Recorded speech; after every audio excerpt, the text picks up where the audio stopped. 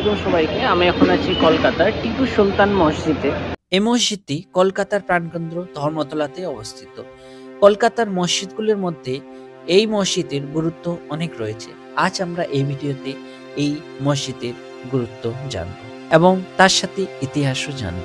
40-এর দশকের গোড়ার দিকে এসপ্লানেড এলাকায় কলকাতা মেট্রো রেলওয়ে নির্মাণ কাজের কারণে টিপু সুলতান মসজিদ ক্ষতিগ্রস্ত হয়। এই পদক্ষেপকে রাজ্য সরকারের অত্যন্ত সাম্প্রদায়িক অবস্থান হিসেবে বিবেচনা করা হয়েছিল। তারপরেও প্রতিক্রিয়া আশঙ্কায় মসজিদটি মেরামতের জন্য একটি কমিটি গঠন করা হয়।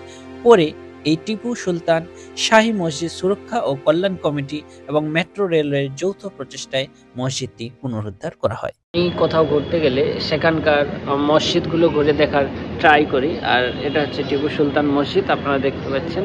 কারণ মসজিদে আপনারা যত ঘুরবেন আপনাদের অনেক ভালো লাগবে, শান্তি লাগবে। মসজিদের মতো শান্তি জায়গা কোথাও নেই। যতই আপনারা ঘুরে বেড়ান, যতই টুরিস্ট প্লেস ঘুরেন, মসজিদ একটা সত্যি অনেক শান্তির জায়গা। এই মসজিদটি ধর্মতলা থেকে 1 মিনিট পায়ে হেঁটে আপনি দেখতে পাবেন। 16টি গম্বুজ ও 4টি মিনার সহ মসজিদটি নির্মিত।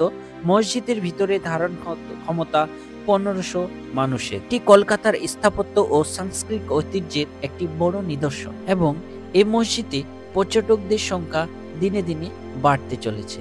বিষয় হলো, কোন স্থাপত্য তখনই সুন্দর রূপ ধারণ করে যখন সেটির কথা মানুষের মুখে মুখে ফেরে। মুখে মুখে ফিরলেও মসজিদ দুটির ইতিহাসের সন্ধান পেতে যথেষ্ট বেগ পেতে হয়।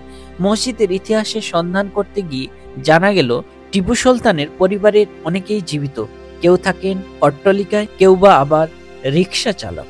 টিপু সুলতান মহীশূরের নবাব থাকা সত্ত্বেও কেন তার ছোট ছেলে মহীশূর থেকে দূরে বাবার স্মরণে কলকাতায় এই মসজিদ নির্মাণ করেছিলেন, তার পিছনে আছে একটি ইতিহাস। মহীশূরের রাজধানী ব্রিটিশ বাহিনী দখল করে নেয়। ব্রিটিশ বাহিনীর দখলের পর এবং টিপু সুলতানের মৃত্যুর 6 বছর পর তৎকালীন ব্রিটিশ শাসক 1806 সালে টিপুর সমস্ত পরিবারকে কলকাতায় পাঠিয়ে দেন। তার কারণে কলকাতায় ধীরে ধীরে তারা হয়ে ওঠেন কলকাতাবাসী। টিপু সুলতানের পুত্র গোলাম মোহাম্মদ যখন কলকাতায় আসেন তখন তিনি ছিলেন ছোট্ট শিশু।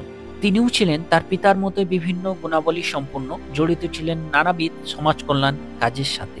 যাই হোক, আজকের ভিডিও আমি এখানে শেষ করছি। আবারও কোনো এক নতুন ভিডিওতে আপনাদের সাথে দেখা হবে, কথা হবে। ততক্ষণ পর্যন্ত সবাই ভালো থাকবেন, সুস্থ থাকবেন। ধন্যবাদ।